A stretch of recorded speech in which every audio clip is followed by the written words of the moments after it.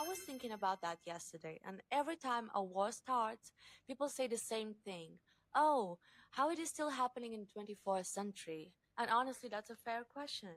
We've been to the moon, we have AI, we can talk to someone instantly on the other side of the planet. And so why we are still fighting each other? At first, I thought the answer was simple. Maybe humans are just violent. And then I realized that it doesn't really make sense because if humans were naturally violent all the time, we wouldn't have families, friendships, communities, charities, hospitals, or any of the things that required cooperation. Most people don't wake up in the morning and choose violence and choose conflict. Most people just want to live their lives. So what's going on? I think the part of the answer lies on something very old. Imagine you're living 20,000 years ago. You don't have a supermarket, you don't have a government, you don't have police. You have a small group, and that's it. And if another group takes your food or your land, your family might not survive. In that world, being cautious of outsider isn't paranoia, it's survival.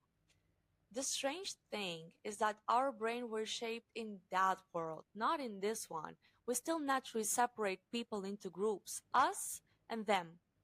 You can see it everywhere. Politics, religion, sports team, countries, even on the internet, people can argue for hours over things that don't affect their lives at all.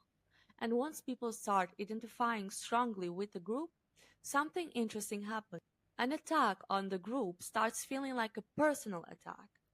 But here's the part that surprised me the most. A lot of wars don't start because one side wakes up and say, "Hey, let's be evil." They start because both sides are afraid. Think about it. One country increases its military. The neighboring country gets nervous and increases theirs too. And suddenly, both sides feel threatened by a situation they helped to create.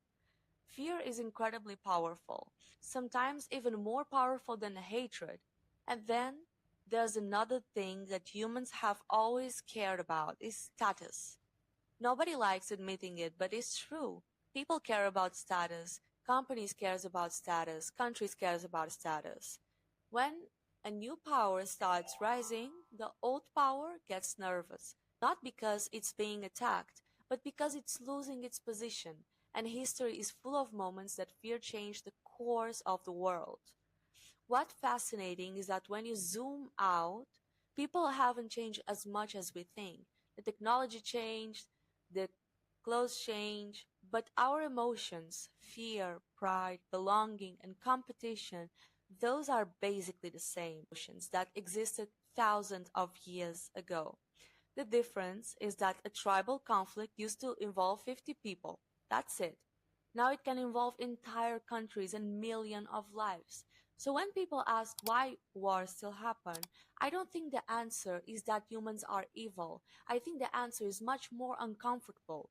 The same instincts that helps us protect our families, build communities, and care about each other are sometimes the exact same instincts that a larger scale that help us protect our families, build communities, and care about each other are sometimes the exact same instinct that on larger scales can pull up groups into fight.